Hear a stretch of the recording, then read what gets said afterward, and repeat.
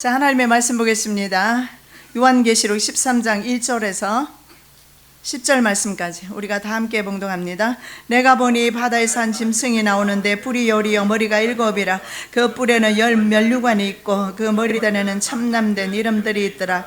내가 본 짐승은 표범과 비슷하고 그 발은 곰의 발 같고 그 입은 사자의 입 같은데 용이 자기의 능력과 보좌와 큰 권세를 그에게 주었더라. 그의 머리 하나가 상하여 죽게 된 것 같더니 그 죽게 되었던 상처가 온 땅이 이상히 여겨 짐승을 따르고 용이 짐승에게 권세를 주므로 용에게 경배하며 짐승에게 경배하여 가로되 누가 이 짐승과 같으뇨 누가 능히 이로 더불어 싸우리요 하더라. 또 짐승이 큰 말과 참남되 말하는 입을 받고 또 42달 일할 권세를 받으니라. 짐승이 입을 벌려 하나님을 향하여 회방하되 그의 이름과 그의 장막 곧 하늘에 구하는 자들을 회방하더라. 또 권세를 받아 성도들과 싸워 이기게 되고 각 족속과 백성과 방언과 나라를 다스리는 권세를 받으니 죽임을 당한 어린 양의 생명책에 창세 이후로 능명되지 못하고 이 땅에 사는 자들은 다 짐승에게 경배하리라. 누구든지 귀가 있거든 들을지어다. 사로잡는 자는 사로잡힐 것이요 칼로 죽이는 자는 자기도 마땅히 칼에 죽으리니 성도들의 인내와 믿음이 여기 있느니라. 아멘.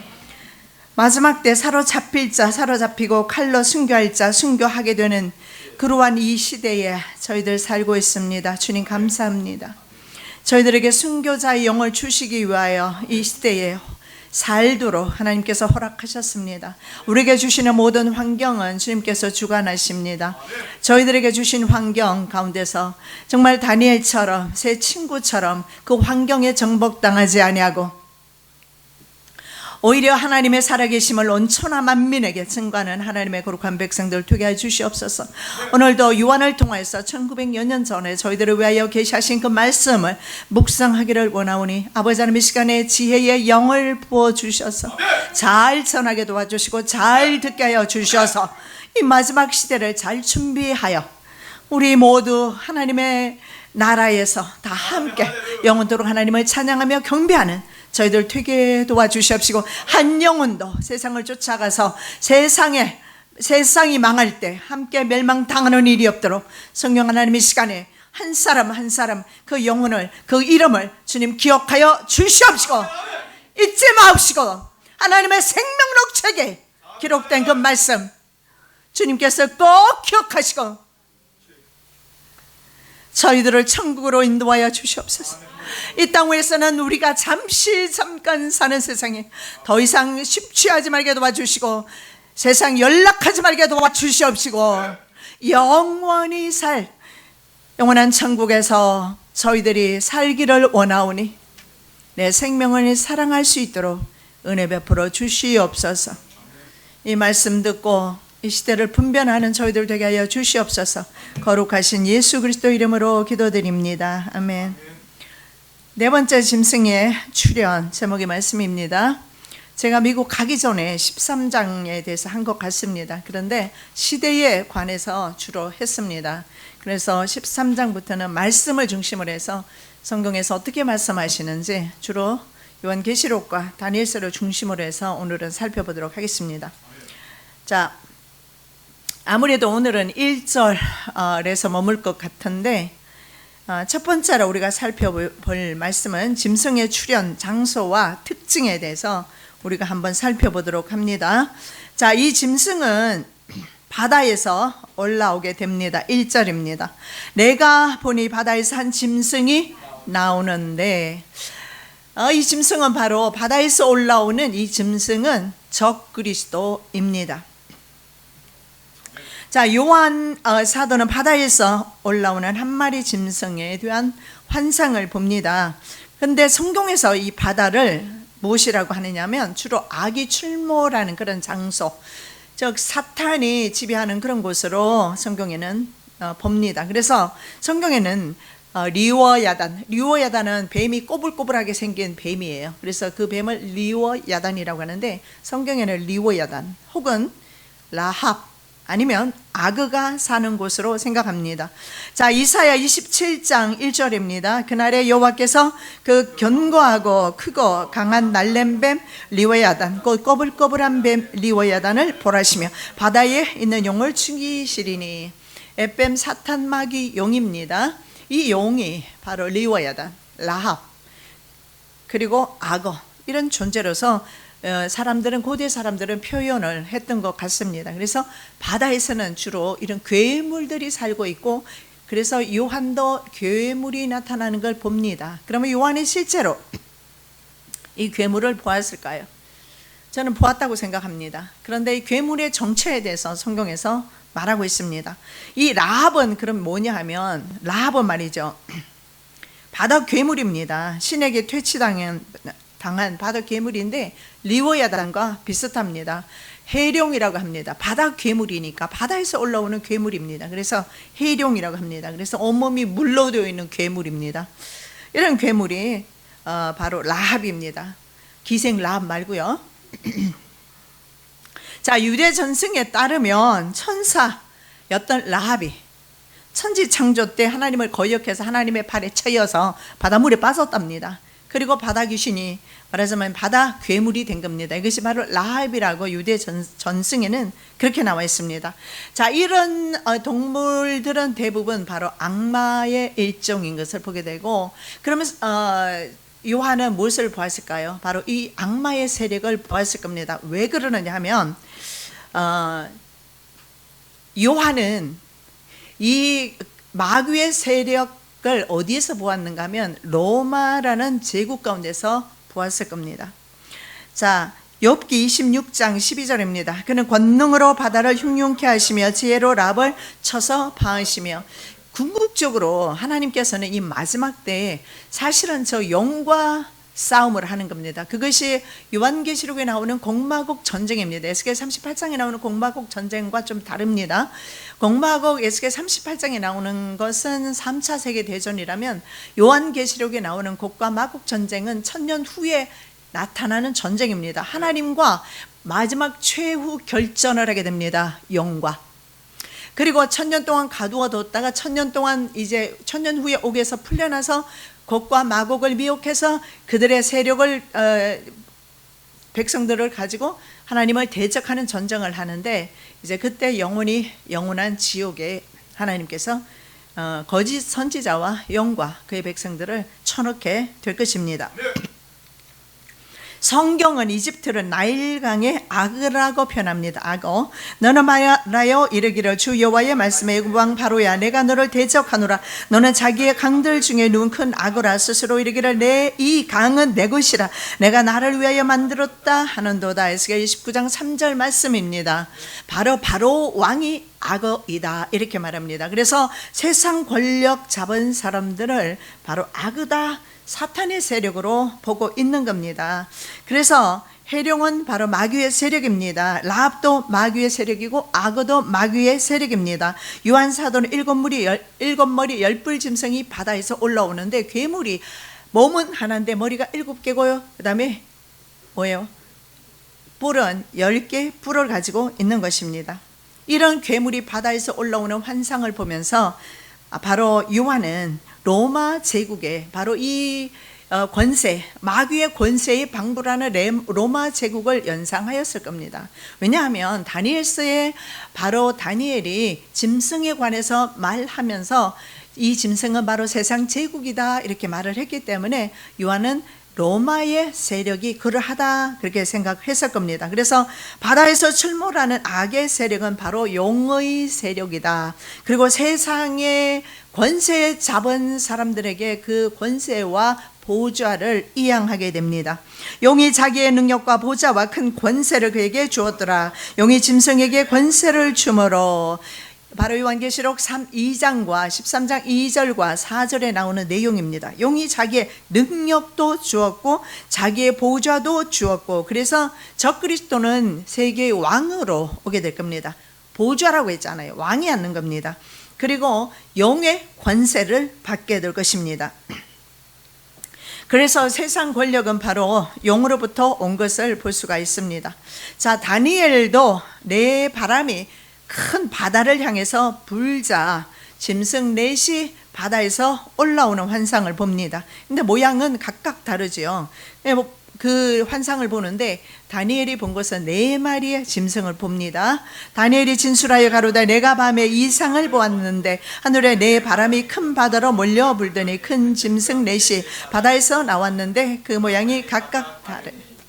자, 다니엘은 짐승 4마리를 봅니다. 근데 요한은요, 한 마리 짐승 안에 7머리 10뿔 복합적으로 한 마리 안에 사자와 곰 그리고 표범 모습을 보고요. 다니엘은 사자 한 마리, 곰 한 마리, 표범 한 마리 이렇게 그리고 7머리와 10뿔 가진 짐승 4마리의 짐승을 보게 됩니다. 자, 다니엘은 미래에 내 제국이 일어날 것을 보고 있습니다. 요한은 앞서 나온 네 제국의 모든 특징을 가지고 있는 4번째 제국이 됩니다. 4번째 짐승 한 마리를 봅니다. 집약적으로 요한은 보는 거죠. 다니엘은 이미 다니엘 시대에 물론 아니라고 보는 사람도 있지만 바벨론이 거의 사자라고 봅니다. 그랬을 때 다니엘은 사자 제국 시대에 살고 있었어요. 바벨론 그리고 곰 시대, 페르시아 시대에 살고 있었어요. 그래서 바벨론과 페르시아를 다니엘은 보고 있었기 때문에 아마 각각 표현했을는지 몰라요. 그리고 그 다음에 나타날 나라가 다니엘이 봤을 때 그 다음에 나타난 나라가 곰의 나라, 페르시아 그리고 헬라 그리고 로마 그리고 로마의 후신으로 오는 7머리 10뿔 짐승이 될 겁니다. 로마를 7머리 10뿔 짐승이라고 고대 로마를 그렇게 표현하기도 합니다. 그리고 동시에 그 고대 로마 영토 안에서 그 다음에 마지막 10발가락 마지막 짐승 7머리 10뿔 짐승이 다시 나타나는 거죠. 즉 로마가 부활한 것과 같습니다. 그래서 다시 나타나게 될 것을 보는 겁니다. 그러면 요한의 입장에서 보면 이 짐승들은 다 나타났어요. 자기는 이미 로마 시대에 살고 있고 로마가 마지막 4번째 7머리 짐승 10뿔입니다.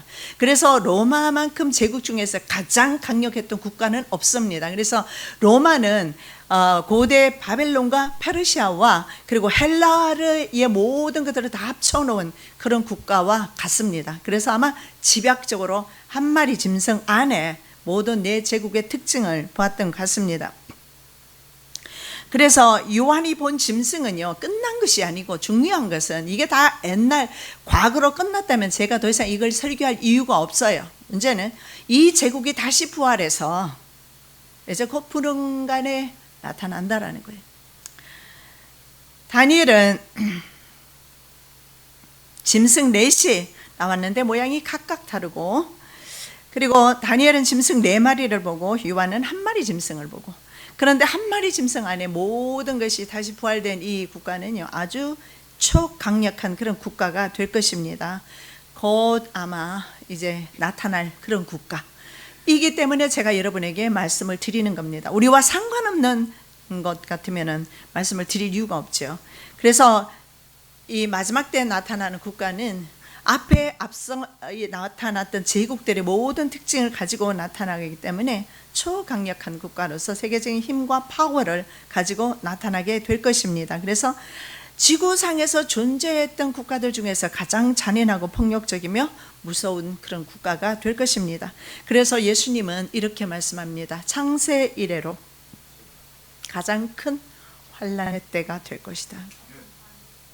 이는 그 날들은 환난의 날이 되겠습니다. 하나님이 창조하신 창초부터 지금까지 이런 환난이 없었고 후에도 없으리라. 만일 주께서 그 날들을 감하지 아니하셨다면 모든 육체가 구원을 얻지 못할 것이오늘 자기의 택하신 백성을 위하여 그 날들을 감하셨느니라.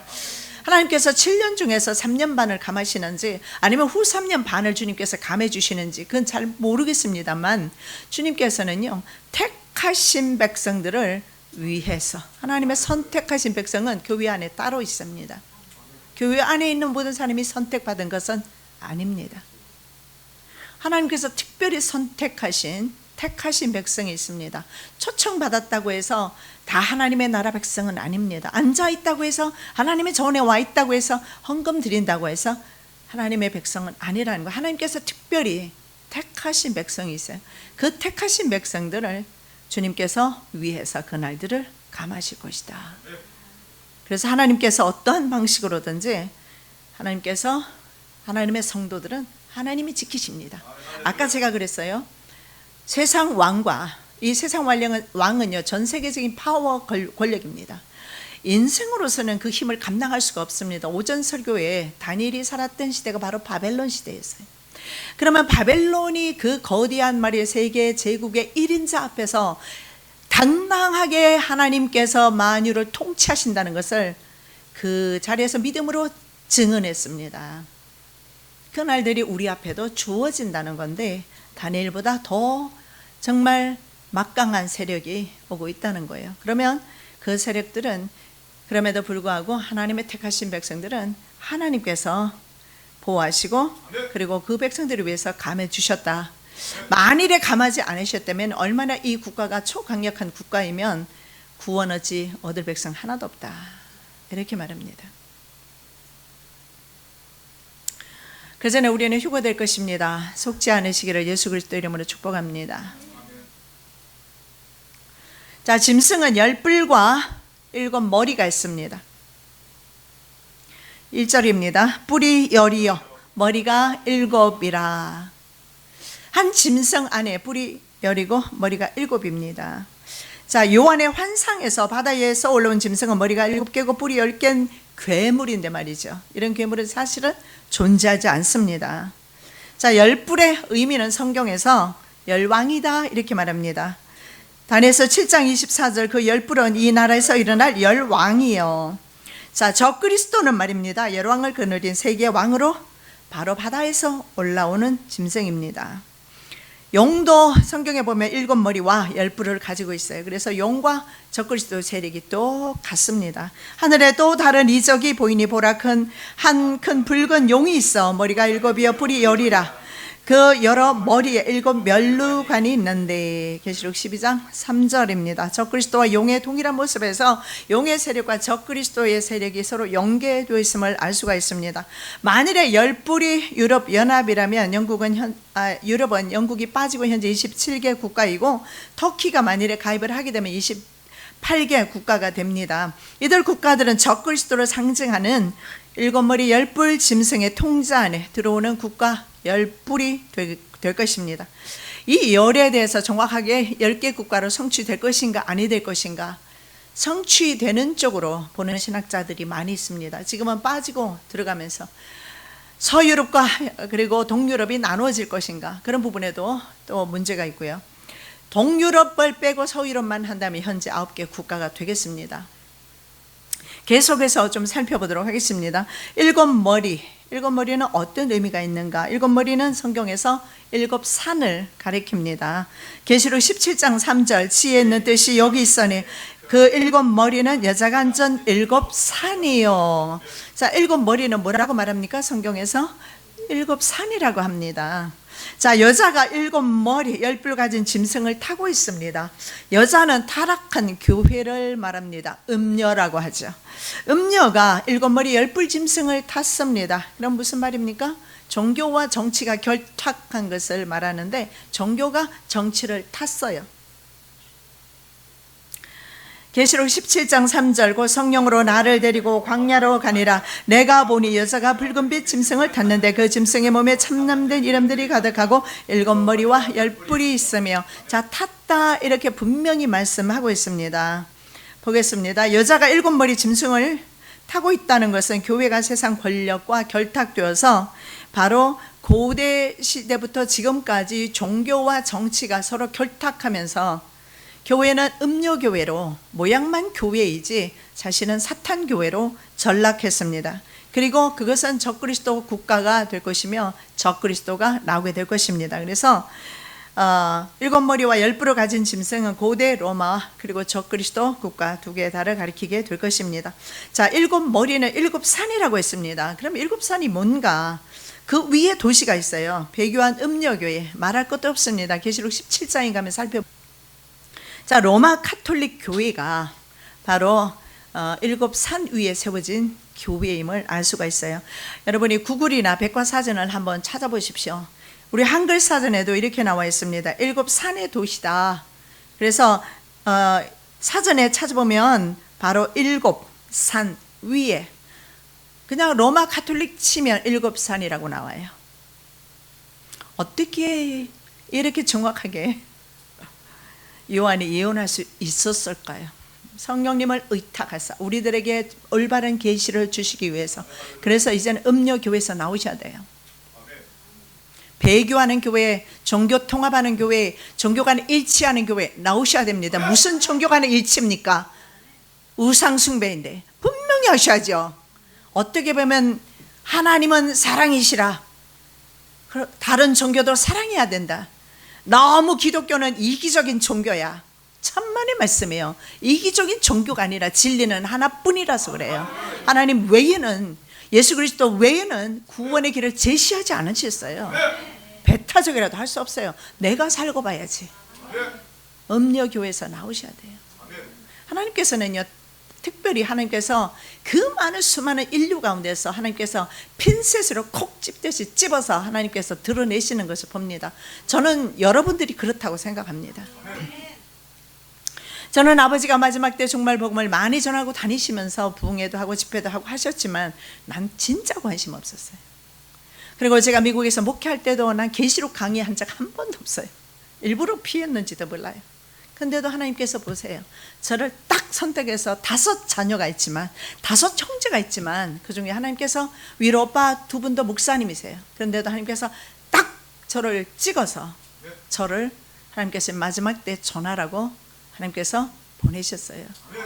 하나님께서 지금 있잖아요. 하나님의 성도를 따로 불러 모으시는 은혜가 있습니다. 그래서 여러분은 그렇게 멀리 계셔도 한결같은 마음으로 오시잖아요. 오시기만 합니까?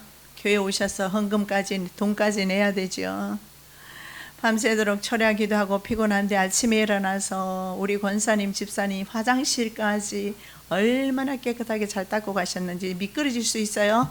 낙상할 수 있어요. 얼마나 깨끗한지 봉사하시고 없는 거 채워놓으시고 이불 채워놓으시고 비누 채워놓으시고 볼 때마다 전 기도합니다. 하나님 보셨죠?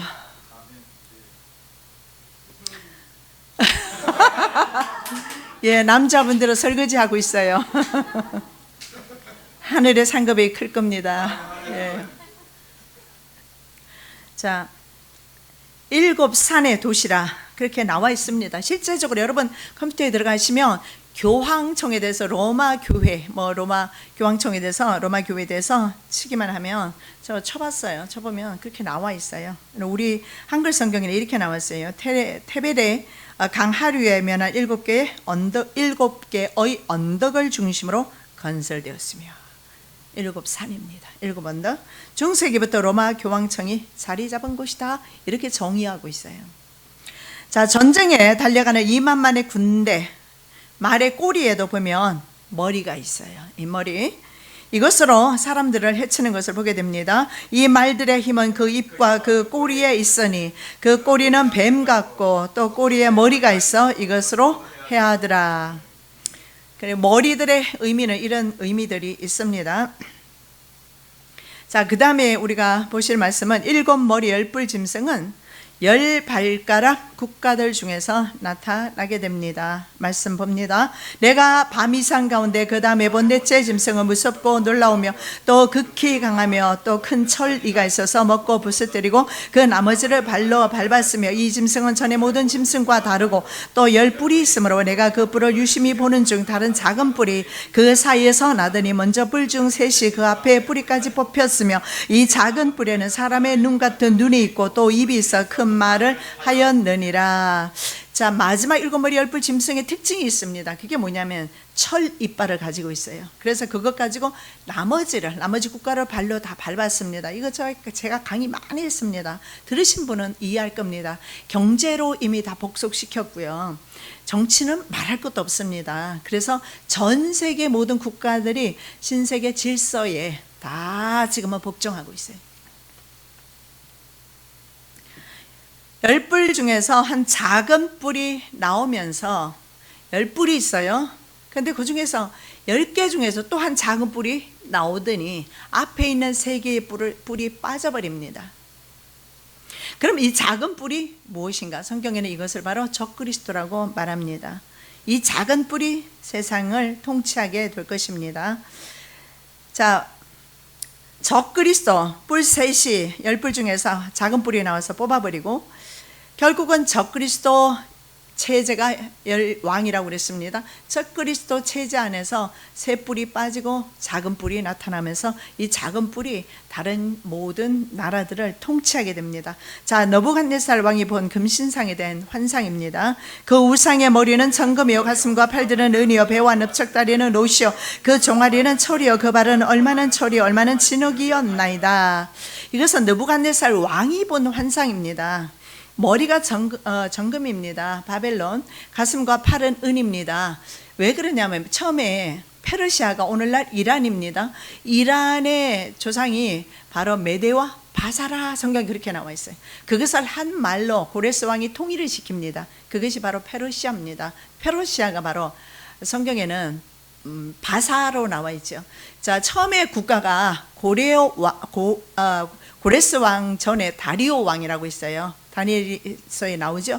다리오 왕이 거느리던 메데와 그리고 고레스는 사위입니다. 두 개 나라가 있었어요. 그러나 나중에 사위 나라가 더 강해지면서 합병하게 됩니다. 그리고 메데는 없어지고 바사만 있게 돼서 바사를 우리말로 하면 페르시아지만 그들은 바사, 우리말로 하면 바사지만 그들은 바로 페르시아. 페르시아란 단어는 지금까지도 이란에서 쓰고 있어요. 얼마 전까지만 해도 페르시아라고 자신들을 그렇게 표기했고 페르시아라고 불렀는데 이란으로 바꿨습니다. 그래서 이란 사람들은 자기들은 페르시안이라고 그렇게 말하죠. 자, 그래서 성경은 얼마나 정확합니까? 팔은 어떻습니까? 정금이라고 그랬어요. 가슴과 팔들은 은이요. 이 상체를 보십시오. 메데와 바사입니다. 정확하게 말하고 있는데 이것은 은이다. 그 다음에 보세요. 배와 넓적다리 두 개가 있어요. 이것은 바로 롯인데 로마를 가리키죠. 헬라를 가리킵니다. 헬라. 배와 넓적다리 헬라를 가리키고 그 다음에 종아리, 이 두 종아리가 나오죠. 이 종아리는 철입니다. 로마를 가리킵니다. 자, 여기에서 로마도 마찬가지입니다. 종아리가 로마입니다. 원래 로마는요 하나로 시작됐어요. 그런데 나중에 두 개 나라로 나뉘어지게 되죠. 보도록 하겠습니다. 자, 만일에 철은 로마이고 10발가락을 보면 10발가락을 한번 보세요. 10발가락이 어떻게 됐어요? 얼마는 철이고 얼마는 진흙이다. 그러면 철의 나라가 마지막 나라가 됩니다. 그래서 지금을 10발가락 시대라고 합니다. 10발가락과 10뿔 시대는 같은 것입니다. 자, 그랬을 때 그 발이 얼마는 철이고 얼마는 진흙이다. 그러면 철의 견고함과 진흙의 부셔짐이 있습니다.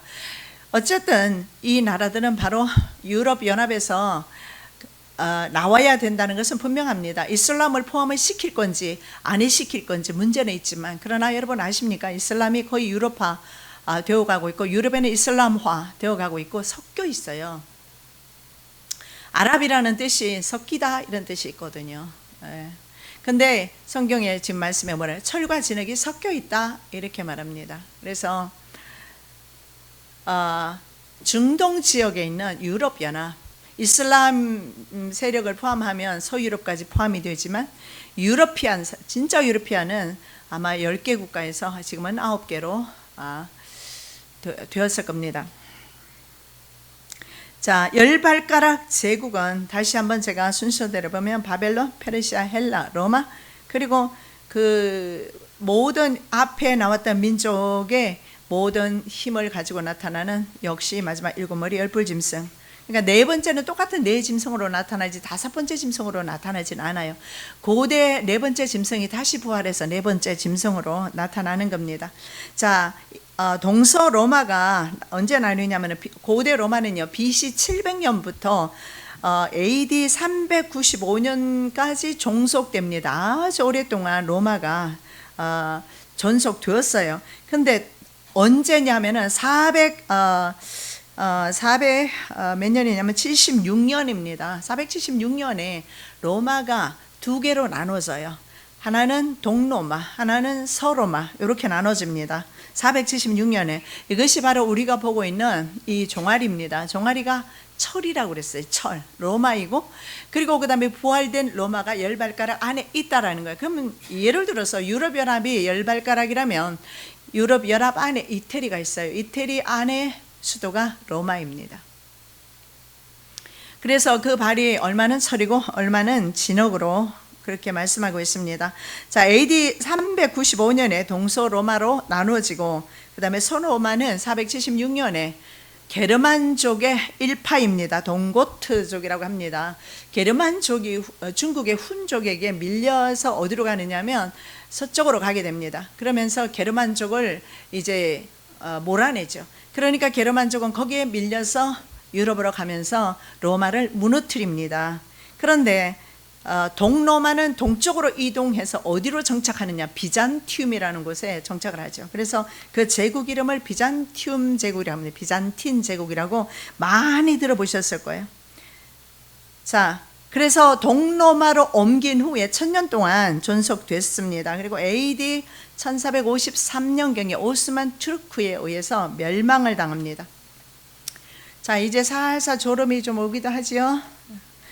저 역사를 내가 왜 배워야 되는가? 역사를 좀 알아야 됩니다. 주님이 말씀하셨잖아요. 시대를 알려면 역사 좀 알아야 돼요. 역사 시간 안 좋아하셨어요? 저는 세계사 시간이 제일 좋았어요. 하나님께서 그렇게 하셨나 봐요. 그래서 그런지 제가 이 마지막 때 이거를 강의를 하는데 세계사가 저한테 굉장히 많이 도움이 돼요.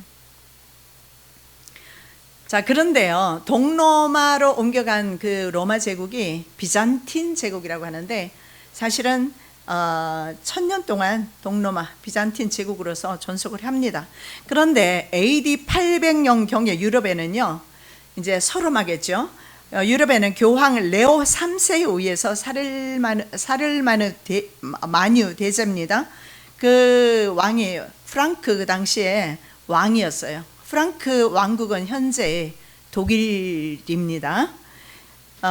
황제로 추대되면서 두 사람에 의한 통치가 이루어지게 됩니다. 바로 뭡니까? 아까 우리 보셨잖아요. 음녀가 세상 그 왕과 결탁을 했잖아요. 일곱머리 열불 짐승을 탔지 않습니까? 그래서 로마 카톨릭 교회 교황이 황제에게 황제로 임명을 하면서 그러면서 황제와 같이 통치를 하게 됩니다. 그래서 어떤 전문가들은 그렇게 말합니다. 이때가 바로 철과 진흙이 함께 했던 그런 시대다. 그래서 종교적인 요소가 바로 진흙이다, 이렇게 보는 분들도 있습니다. 그래서 레오 3세와 바로 사르마누 대제가 종교와 정치가 서로 결탁이 되어서 사르마누 대제가 대관식을 했습니다. 독일 말로는 카롤로스라고 할 겁니다. 카롤로스 대제가 대관식 할 때 그때 호칭이 뭐였느냐면 로마 황제라는 호칭을 받습니다. 그리고 신성 로마 제국이라고 호칭을 합니다. Holy Roman Empire 이렇게 나와요. 부르기를 시작합니다. 거룩한 로마 제국이다. 신성 로마 제국이다. 그렇게 해서 이 제국이 바로 부활된 로마다, 이렇게 보기도 합니다. 그런데 이 제국은 1806년에 나폴레옹에 의해서 멸망당하죠. 그리고 1815년에 빈 회의에서 프랑크 왕국은 독일 연방으로 변경이 됩니다. 자, 유럽 연합이 말입니다. 헌법이 없다가 이제 헌법이 2009년도에 리스본 조약이 체결이 되면서 만들어지면서 유럽 연합은 한 개 국가가 됩니다. 그래서 유럽 연합의 그 첫 번째 주화에 보면 사르마누 대제의 초상이 그려져 있습니다. 그래서 유럽연합이 로마의 후신이라는 것을 말하고 있습니다. 그리고 유럽 통합에 임하지 않은 사람에게 주는 100만 불 상 이름도 사르마누 상으로 되어 있는데 2016년도에 이 상을 받은 사람이 프란체스코 교황입니다. 자, 유럽연합에 가입을 원하는 국가들을 위한 빌딩이 있습니다. 그 빌딩 이름도 바로 이 샤를마누 빌딩으로 되어 있습니다. 그래서 로마 카톨릭 교회와 유럽의 정치 세력의 결탁은 어제 오늘의 문제는 아니고 오래전부터 있어 온 것이라는 것입니다. 그래서 이렇게 지금 어떤 분들은 이렇게 로마가 부활이 되었다. 그리고 실제적으로 그 영토 안에 지금은 유럽 연합이 10개 국가 내지는 27개 국가로 분할이 되어 있잖아요. 근데 과거에는 그 국가들이 로마의 영토 안에 있었거나 통치를 받았거나 그런 나라들입니다. 그래서 보십시오. 여기가 바로 철이라고 되어 있습니다. 두 종아리가. 그리고 다리로 가면 철과 진흙으로 그렇게 되어 있습니다. 그래서 지금은 바로 철과 진흙 시대입니다. 자, 로마 교황청은 이태리 국가 안에 있습니다. 전 참 실망했어요. 그 로마 교황청이 굉장히 거대한 한 지역을 이루고 있을 줄 알았는데 아주 조그마한 작은 지역인 것을 보는데, 근데도 유엔의 준국가로서 인정을 받아요. 조그만 하나의 조그만 도성이에요. 의왕시보다도 작지요. 아주 작습니다. 뭐 영토랄 것도 없더라고요, 보니까. 그리고 작은 언덕 위에 세워져 있습니다. 그리고 대부분의 그 빌딩을 돌아보면 고대 미켈란젤로라든가 유명한 화가들 있지 않습니까? 중세시대 유명한 화가들의 그림이 온통 다 벽화로서, 그리고 페인팅이나 뭐 이런 것을 전부 전시되어 있고 아주 장관입니다. 그런 것은 장관인데 거의 대부분이 관광객들에게 전부 다 전시되어 있어요. 그리고 뭐 조그만, 글쎄요, 그렇게 많지 않은 빌딩을 사용하는지는 모르겠지만 거의 대부분의 관광객들이 가면은 거의 다 전시된 것을 볼 수가 있고, 뭐 엄청난 많은 사람들이 항상 매일같이 하루도 빠짐없이 그곳을 드나들고 있습니다. 그리고 보면 뒤에 영토 좀 땅이 좀 보이더라고요. 농사 짓고 있는지 보여요. 저건 뭐냐고 물어봤더니 그 교황청에 속한 영토라고 하는데, 그저 작은 하는 마을, 성경에서 말하는 7산, 산 위에 언덕 위에 그냥 세워진 작은 곳입니다. 그리고 이태리의 수도가 로마인데 로마 안에서도 로마 전체를 통제하는 게 아니고 말이죠.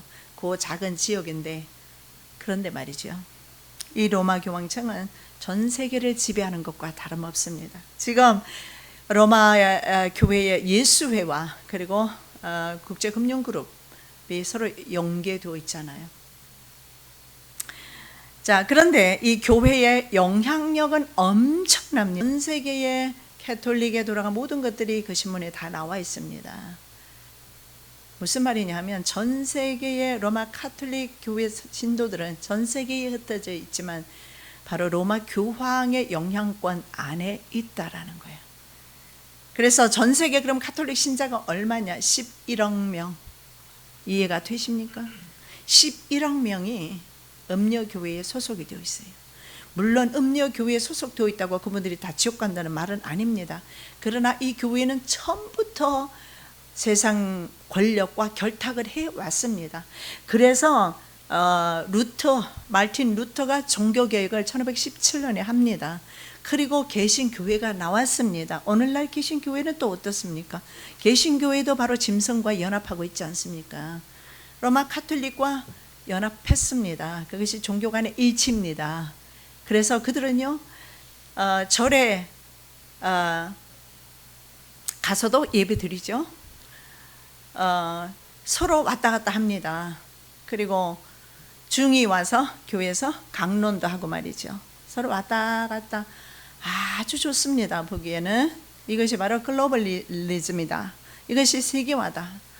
그게 바로 단일 종교로 가는 길이고, 그것이 바로 아론의 금송아지 이후에 최고 금송아지 우상 숭배 집단이 되어버렸는데 개신교회까지 포함됐어요. 어디에도 여러분 소망 안 보입니다. 어느 교회를 쳐다봐도, 어느 카톨릭 교회를 쳐다봐도 교회 안 보입니다. 제가 지금 카톨릭 교회 비난하고 우리 개신교회 두둔하지 아닙니다. 목사든 신부든 스님이든 할 것 없이 전부 하나가 되었습니다. 외관상 참 좋죠. 믿지 않는 사람들 보기에는 독스럽죠. 그러나 그것은 완벽한 배도입니다. 그래서 지금 로마 카톨릭 교회에서 하는 것이 뭐냐 하면 개신교회까지 끌고 적그리스도 체제 안으로 들어가는 겁니다. 그 일을 위해서 프란체스코 교황이 원래 있는 교황 밀어내고 그들이 새로 세웠지 않습니까? 그래서 그 일을 위해서 지금 잘 수행하고 있습니다. 그래서 그 교황은 이렇게 말합니다. RFID, 베리칩입니다. 그 칩은 하나님께서 우리들을 위해서 주신 축복이다, 이렇게까지 선전하고 다니고 있습니다. 그리고 먼저 캐톨릭 교회부터 먼저 개방시켜버립니다. 그리고 동성애를 옹호합니다. 하나님의 말씀에 전면적으로 이제는 거역하면서 교회가 나아가고 있습니다. 우리 교회가 말이죠, 우리 성도들을 바로 적그리스도에게로, 용에게로 지금 끌고 가고 있어요. 여러분, 속으시면 안 됩니다. 늑대입니다. 일입니다. 깨어나셔야 합니다.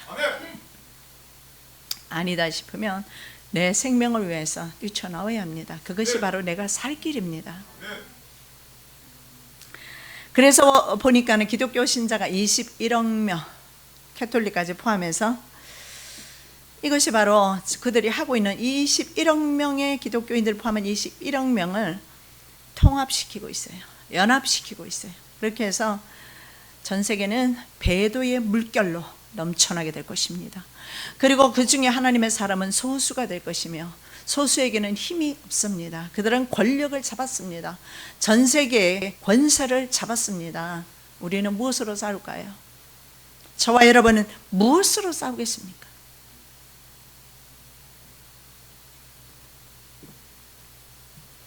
주가 주시는 힘이 없으면 싸울 수가 없어요.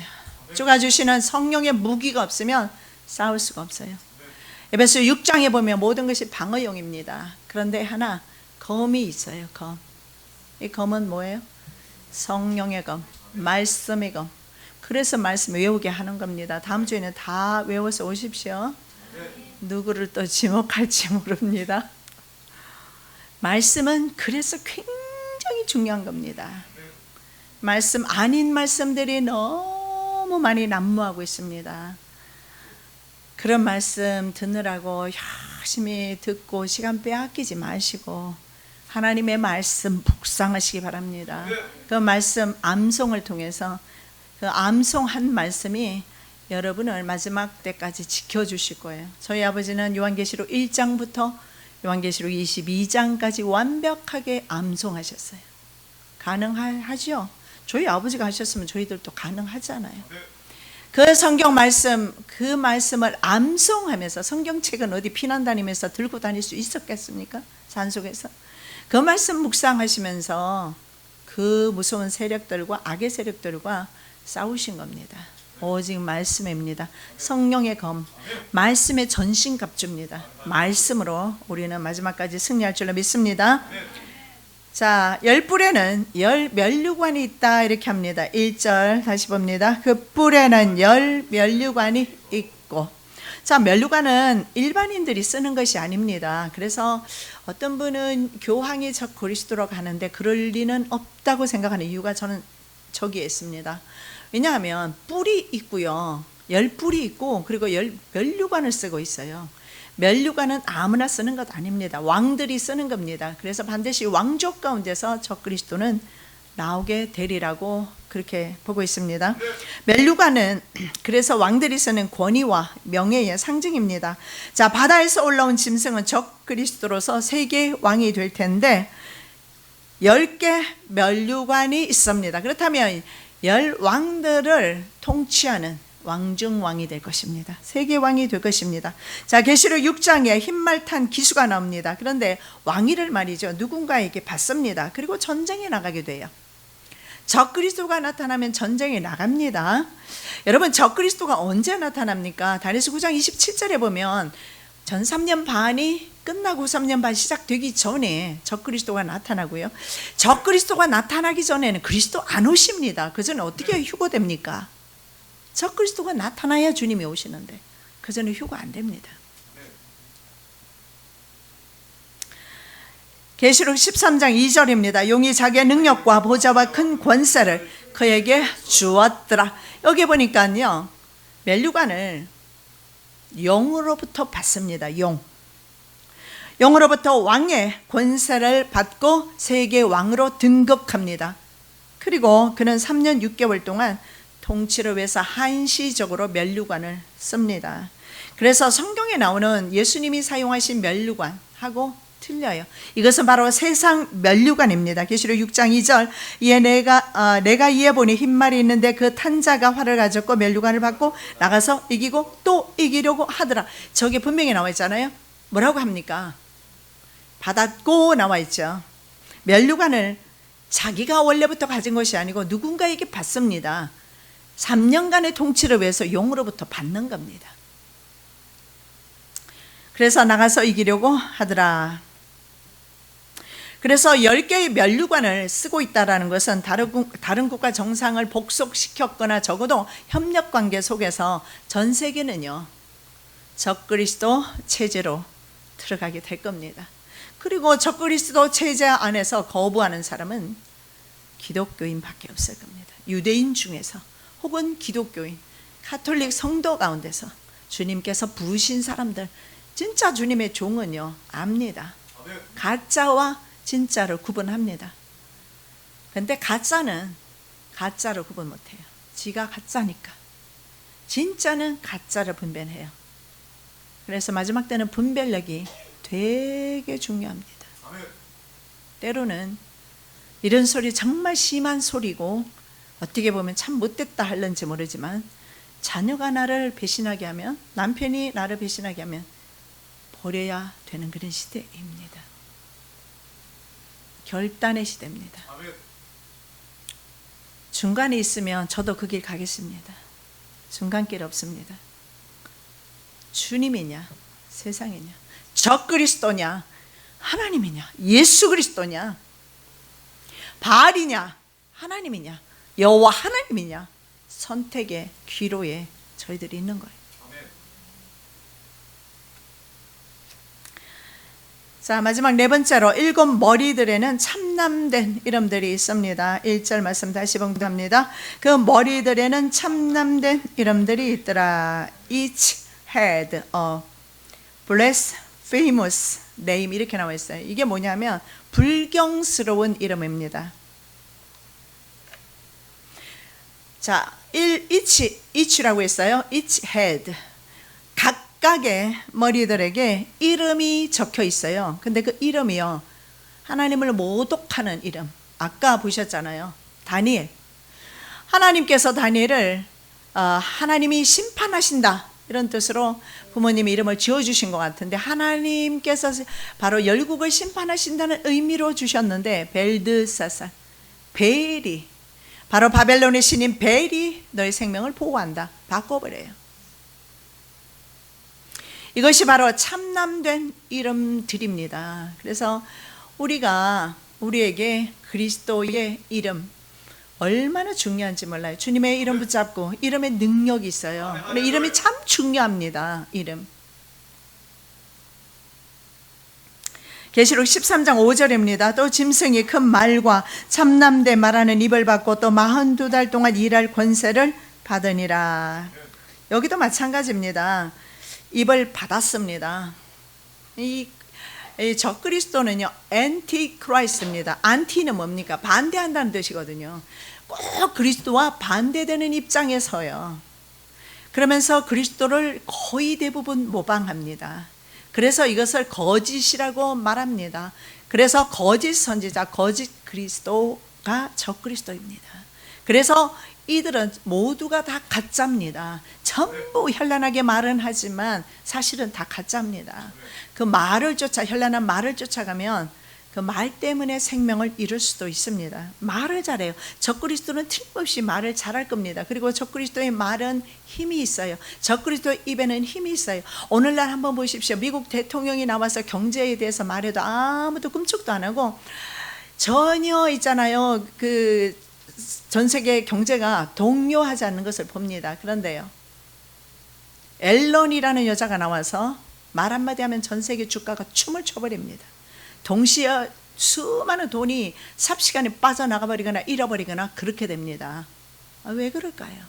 지금 전 세계는요 돈을 잡은 니무롯 세력이 잡고 있기 때문에 그래요. 대통령들이 통치하는 것이 아니라는 거예요. 그래서 마지막 때 적그리스도는요 입에 힘이 있어요. 그가 대통령이거나 그래서 힘이 있는 것이 아니라 그가 무슨 정치적인 그런 포지션을 가지고 있어서 힘이 있다기보다는 경제력을 가지고 금권력을 가지고 가진 힘이 있어요. 그래서 마을에 파워가 있어요. 그걸 가지고 전 세계 사람들을 통솔하며 통제하게 될 겁니다. 그래서 짐승은 자기 것이 하나도 없습니다. 큰 말과 불경스러운 말조차도 용으로부터 받습니다. 다니엘서 7장 8절입니다. 이 작은 뿔에는 사람의 눈 같은 눈이 있고 또 입이 있어 큰 말을 하였느니라. 이 큰 말은 뭡니까? boastful이라고 하는데 이것은 막 이렇게 뭐라 그래요? 이게 막 부풀어 있어요. 마음이 교만한 거죠. 이 교만한 사람 하나님께서 내치신다고 했어요. 이 교만의 끝이 어디냐면 마귀에게까지 갑니다. 마귀가 교만해서 하나님의 자리에 앉으려고 했잖아요. 천사장이었어요. 노래 맡은 천사장이었어요. 하나님 바로 앞에서 찬양하던 천사장이었어요. 하나님과 함께 있어 보니까 내가 하나님이 돼도 되겠다 싶었어요. 교만은 금물입니다. 패망의 원인입니다. 교만은 가장 무서운 것이 교만입니다. 교만 때문에 폐가 망신할 수도 있고 교만 때문에 자기 생명 잃어버릴 수도 있어요. 적그리스도는 교만합니다. 자기가 하나님이라고 그래요. 그리고 전 세계 사람들에게 자기를 섬기라고 그래요. 결국은 다니엘 시대에 도래하고 있다라는 겁니다. 동일한 시대입니다. 여러분 참으로 믿기 힘들 것입니다. 이렇게 민주주의 사회에 살면서 민주주의는 속임수입니다. 차라리 공산주의 사는 사람들은 이 사실을 더 잘 믿습니다. 왜냐하면 그들의 통제와 그들의 압박과 그들의 핍박을 받아보았기 때문에 그 사실을 알아요. 그런데 민주주의 국가에서는 이래 자유롭게 내 마음대로 내 살고 싶은 대로 내 먹고 싶은 대로 놀고 싶은 대로 내 마음대로 하는데 무슨 그런 날이 오리라고.